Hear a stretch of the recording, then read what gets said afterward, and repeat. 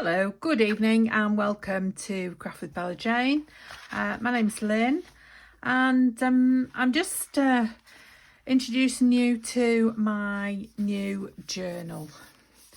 Now I've worked this afternoon on the soft cover, so we'll just pull that out for now. So I've got a soft squishy bubble envelope inside. I've got a pocket there. I've done, what I did first was I decided this was the back, put my pocket on, and I sewed all the way around using a zigzag stitch.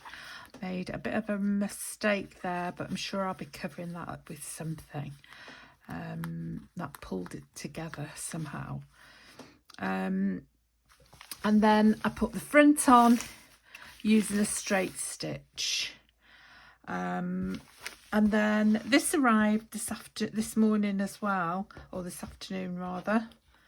This pom-pom trim, and this is what I wanted it for. So that's going on there.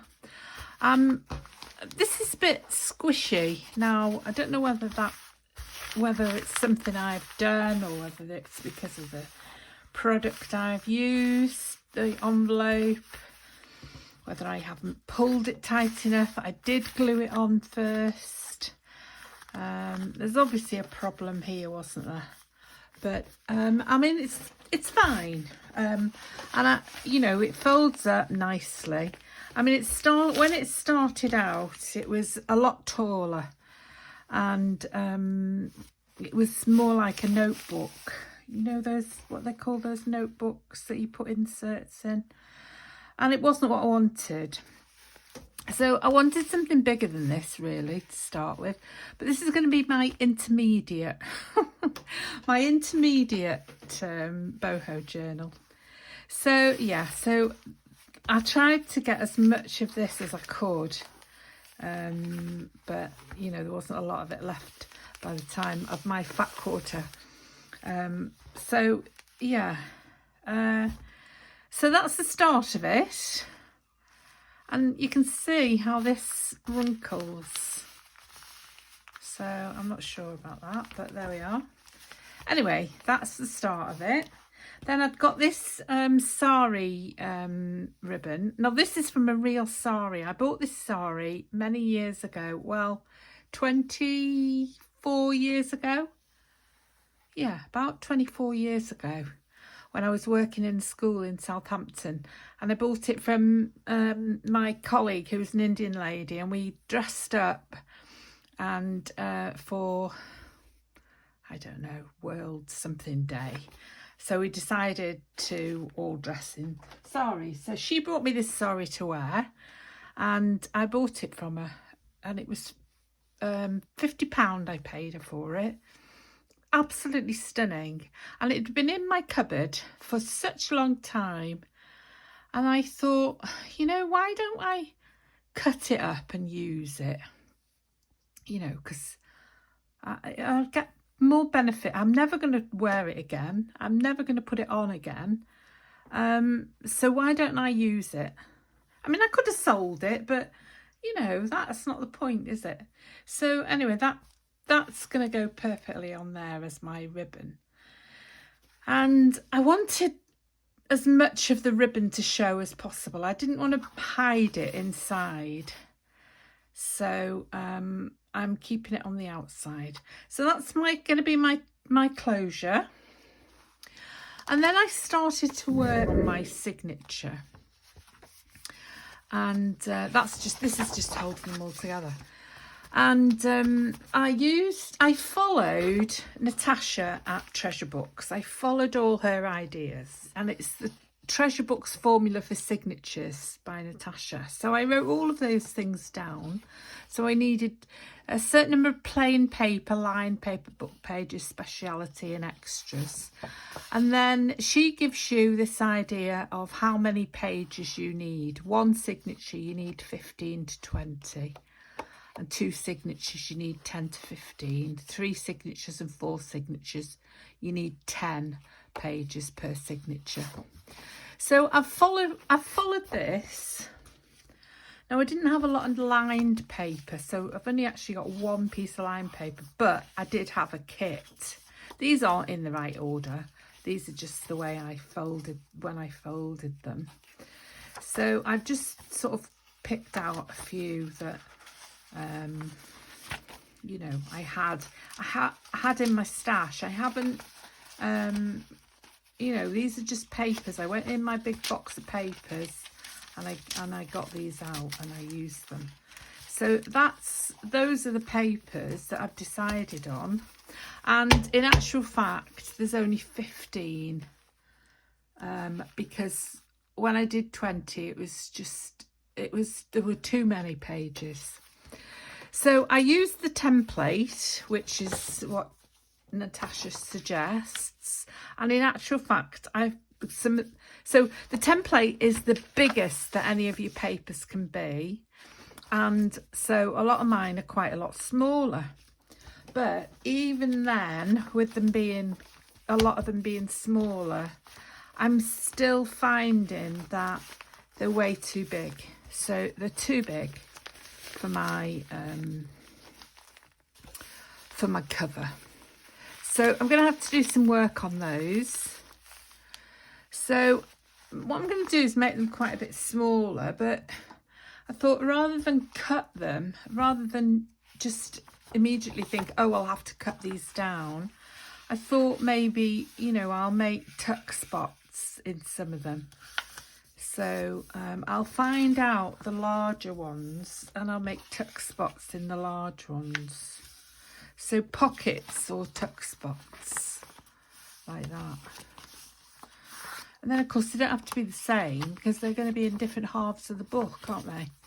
So that immediately becomes, you know, quite a bit smaller. What I'm going to have to try and remember to do is not to make them all small. I've got to keep some still large. So I'll have to sort of work on them independently. Now I think it was Gail Agostinelli who I watched, where she said she, like, some people, if their pages stick out, they'll just cut them off. Well, apparently your middle pages, if all your pages are the same size, your middle pages will stick out of your signature. So it'll sort of go like that. So you have to cut your middle pages of your signature smaller. So this one is still going to be too big. It needs a good centimetre taken off, half an inch. So I need to take half an inch off that one. So let's have a think about this now. I don't want to just go absolutely mad and take half an inch off every page and then discover they're all too short. Now I'm going to keep these because they might help be decorative on tags.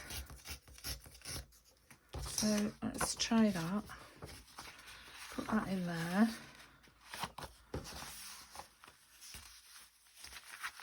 And like that. So that's a much better size, isn't it? So that gives room then for tags or anything that's going to be sticking out from the side pages. So I might use that as a template. So yeah. See, this is one I don't really want to waste the paper.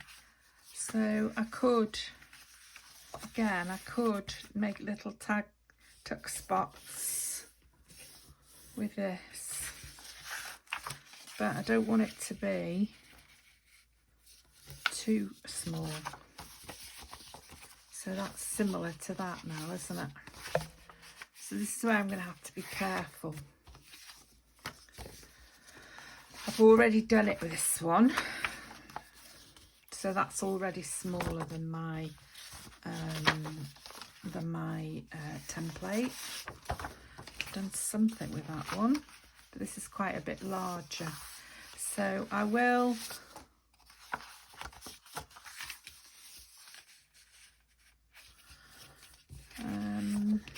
cut this, just tuck this down a little bit.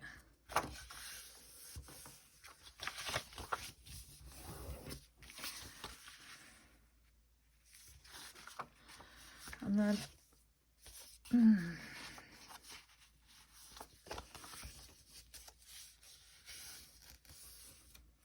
so I'll just take the edge off that one.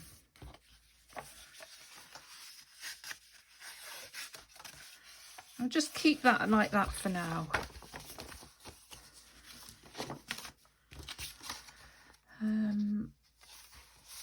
This looks like a bigger one, doesn't it? So I'm just going to fold these over, because I don't know about you, but when you just use paper, I mean, this is not 80 gram, it's about 120, this one. It's nice to have a bit of thickness at the end of your page. That's nice paper, isn't it? So that's all right. That's about the same size as that. And then that's a smaller one, I think.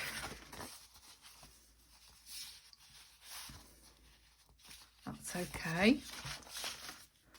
And then I found this black paper that I'd forgotten I had. So, and I'd cut that, so I need to cut it. I'm keeping it cut.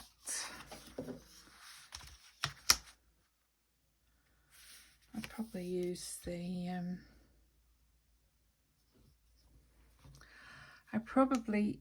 the cutter for that.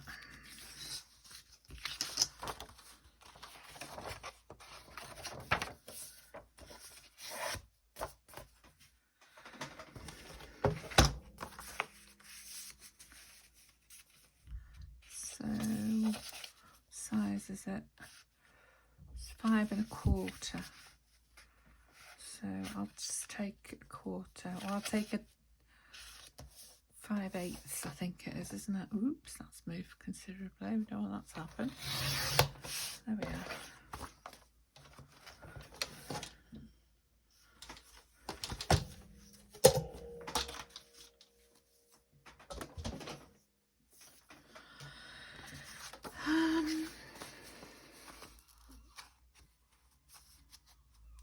That's okay. And then this is a strange one, because it's actually because the ink had run out on my printer, and it printed in this funny purpley colour. So you can see the lines. You see the lines there, but that's all right for this. It's quite effective, I think. There's not many places I'll be able to use that, so this is ideal. This is some paper that, I mean, it's quite heavy. It's like a very, very light cardstock. That might be too long, but I'll keep it for now. That's from Clarity Crafts. This is some wallpaper that's about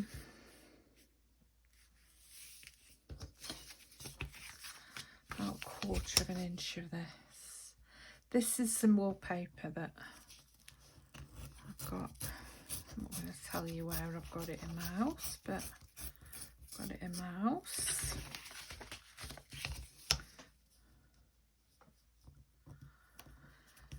There we are. So that's okay, isn't it? So that's that. Then this is some slight greaseproof paper, isn't it? That I found that I didn't know I had. Goodness knows, I don't remember. I'm gonna leave that as it is for now. And then this spotty bag, leave that as it is, obviously. I'll just keep these liney bits. Right. Okay, so I think that's okay now. So we'll just bob them all together and then see what they look like now. And then we'll call this video a day for now,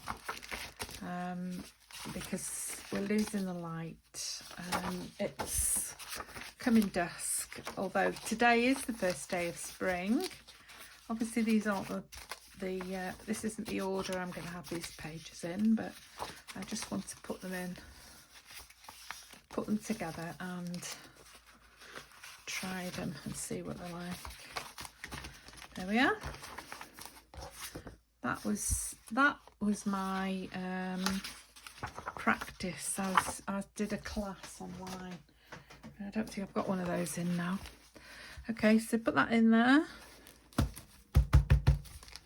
Put that in. Oh yeah, I didn't cut that one down, did I?